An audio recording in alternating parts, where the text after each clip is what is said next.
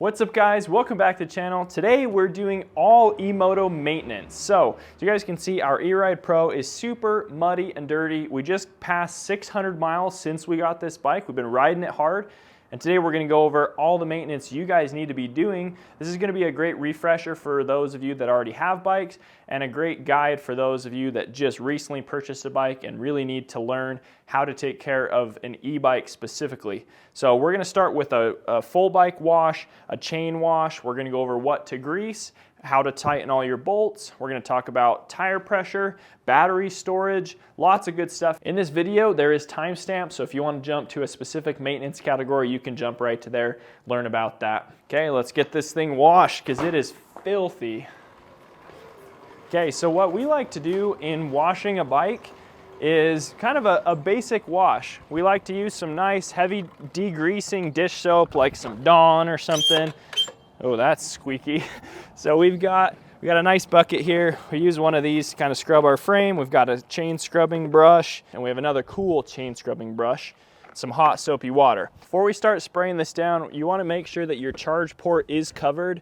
So make sure to tuck that up. No matter what bike you have, that's a good way to do it. If you are really worried about getting water in your battery, you can open up your battery door, unconnect your battery, take it out, flip your breaker first, of course, and then you're gonna wanna put like a bag or something over these connectors to make sure no water gets in there. I personally like to leave my battery in and just make sure my charge port is covered. So we're gonna start hosing this off. We don't like or recommend pressure washers because they really spray too hard of water and can get it in places that you don't want it in, inside bearings and suspension components and things like that, along with electrical connectors. So the key to making your bike look clean is touching every surface with some soapy water. Otherwise, you're gonna leave water residue, dirt residue. It just kind of all still looks like it's dirty after you dry it off. Okay, our bike is all soaped up.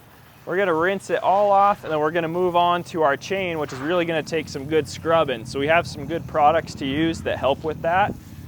First, we'll get this rinsed off. Next up, we're gonna show you how to clean your chain. This chain actually isn't super dirty, but we like to use this chain cleanup, so we're gonna go ahead and spray that on.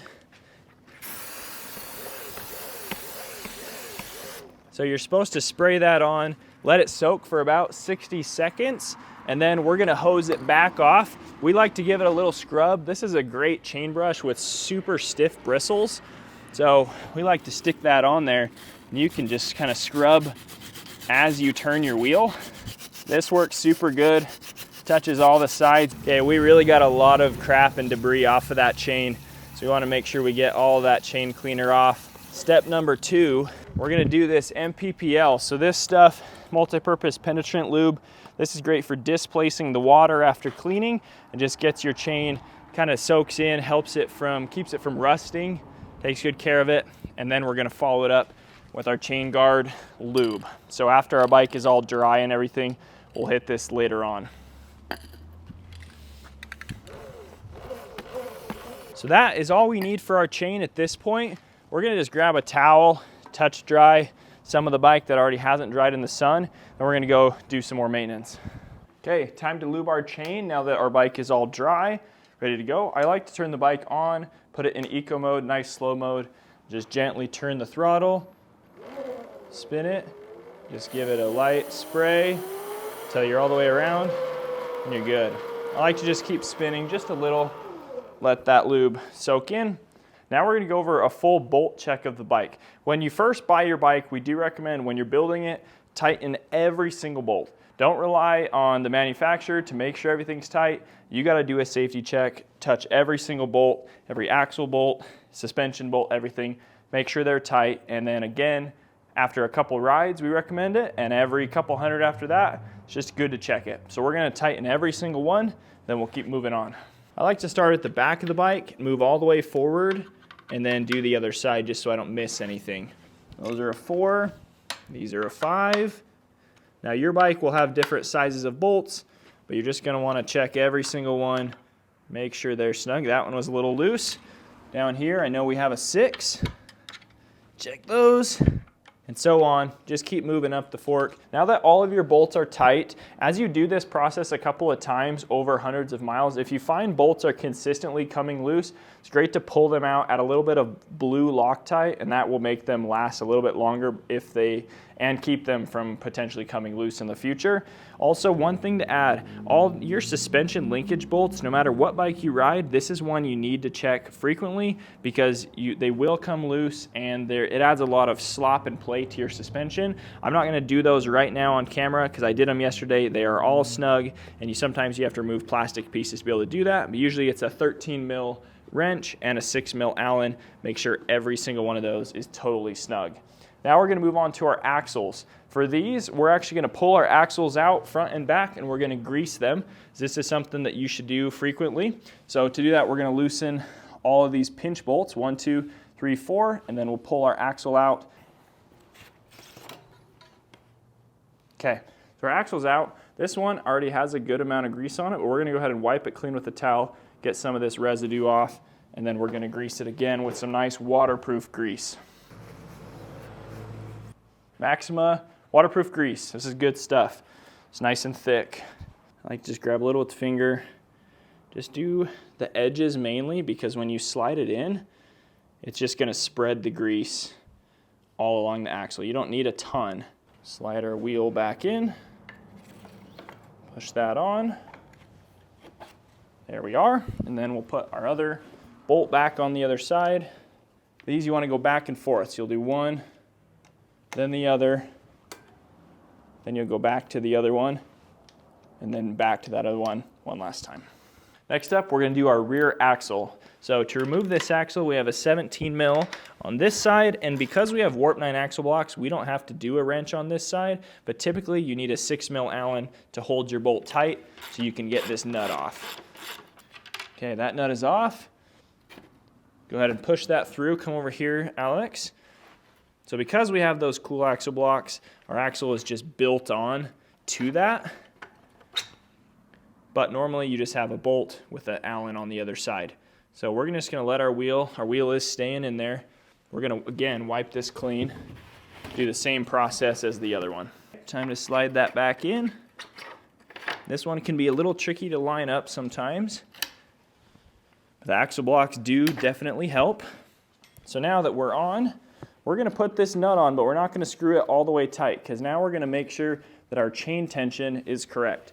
Now this is the chain tension you want. So we have this bike maintained pretty well. We checked it the other day. You want just a little bit of tension like that. We could go probably a hair tighter, but how you do that, you grab a 10 mil, you'll adjust these forward or back, which pulls your wheel forward or back and tightens your chain. So again, these axle blocks are a little different. Typically you have two 10 mils, one that locks it right here and one that actually loosens it, adjusts it. So you would loosen this one first, and then you can actually change this to loosen or tighten. So that was loosening. We're gonna go the other way, tighten it. So I just fixed what I did, and we're just gonna go one tighter on this. It's all it needs to get that chain to exactly where we want it. You wanna do the same on the other side. You'll actually move it the same direction. So if you go lefty-tighty on this one, you go lefty-tighty, if that makes sense, because you're actually pulling a screw out, loosening a screw to tighten your chain. All right, our chain is looking really nice there. We're gonna go ahead and cinch this back up. All right, time for me to show you guys how to tighten your headset, either a stem lock like we have here, or a typical stem. I'm gonna show you both ways. We're gonna start with what we have. We have a Warp 9 stem lock and a direct mount stem. So in this case, we have to do a couple steps here. So we have to loosen our top fork crowns. So we're gonna loosen this. Your fork legs will not fall out, promise. You have to loosen that enough that it's loose. Same on the other side. And then we also have to loosen this middle pinch bolt. Once you have those loose, now we can tighten that. So if you have a Warp 9 stem lock, it's a T45 Torx. We've got it mounted on here. This, you actually don't go super tight. So what this does is it keeps your headset bearings locked in. I'll just loosen it up just so I can kind of show you guys how tight to make it. But on this case, we're just gonna give it turn, turn, and only go about that tight. You don't wanna crank this on because it's locking bearings. You wanna make sure your headset can still spin nice and smooth and you'll be good to go. Then you tighten all 3 of these back up. The reason you loosen these is because if all these are tight, there's nothing for it to move. It can't move. Next option, if you have a standard stem, this is going to be loosen both side bolts as well as those same 3. Do those 3, loosen these, then you would tighten this, which is going to clamp into your star nut inside here. Now, we made a video on this a little while back, and we had lots of people in the comments telling us we were doing it wrong.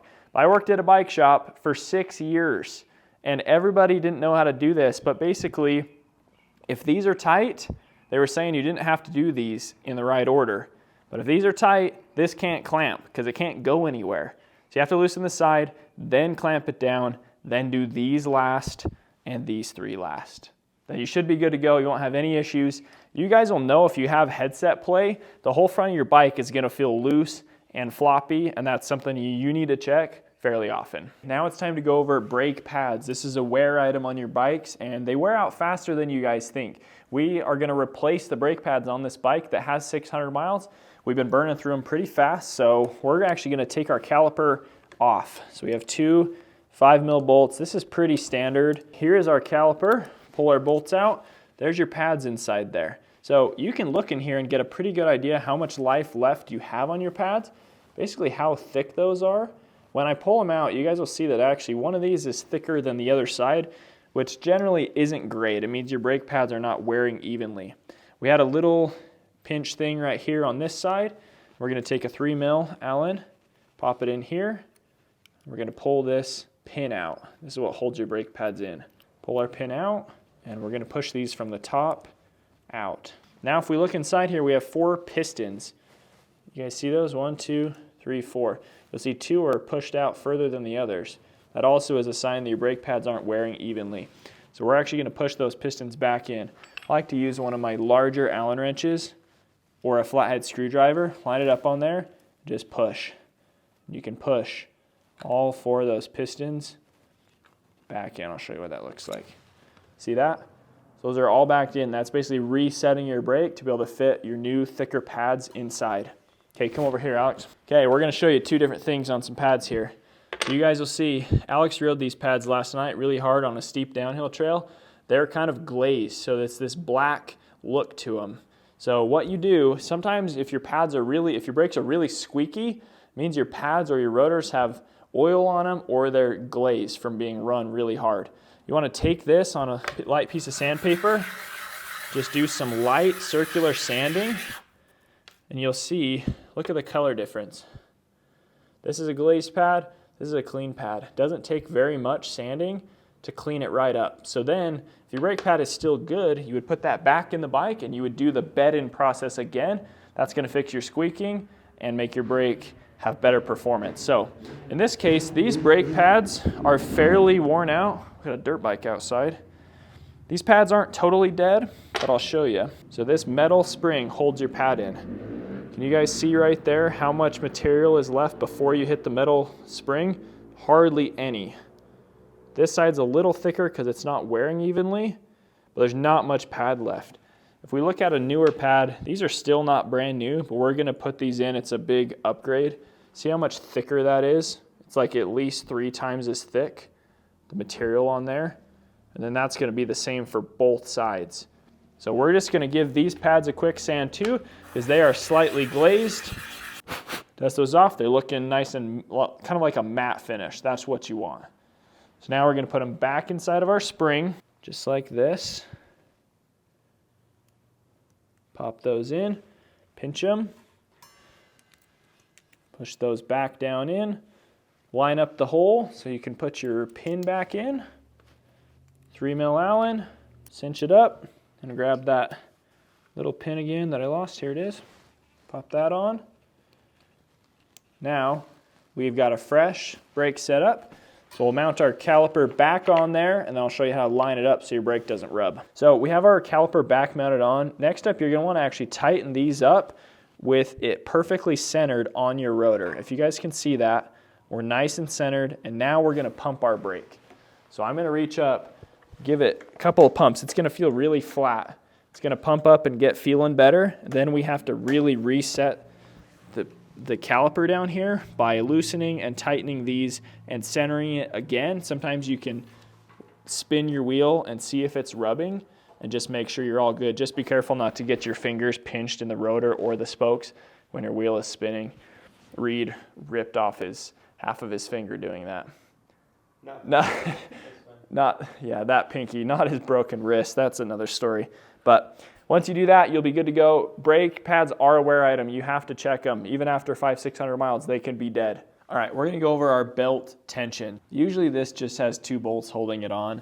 So when we get in here, we have some belt tension. This is actually pretty good adjusted. It could be a little looser than this, but essentially you're gonna loosen all 4 motor bolts. So one here, and then the same exact on the other side. And you're gonna use this to tighten or loosen. So the more you push this up, it's gonna tighten your belt. The further this is down on these notches against the pin right here is the looser it's gonna be. In this case, we've actually had to mess with it quite a lot, and it's set up on the loosest setting, and it's still kind of on the edge of being too tight. So I wish there was a little bit more adjustment in this case on the E-Ride Pro, but you'll essentially line all that up, make sure this is in the right spot to have the right tension, and then you'll tighten all 4 of those back down. And then once you're done, check it again, because when you tighten everything, sometimes it shifts a little bit and it can either be too tight or too loose again, and you have to kind of start over, and it takes a little bit of trial and error. Then you'll pop your other cover back on, and then now we're going to move on to tire pressure.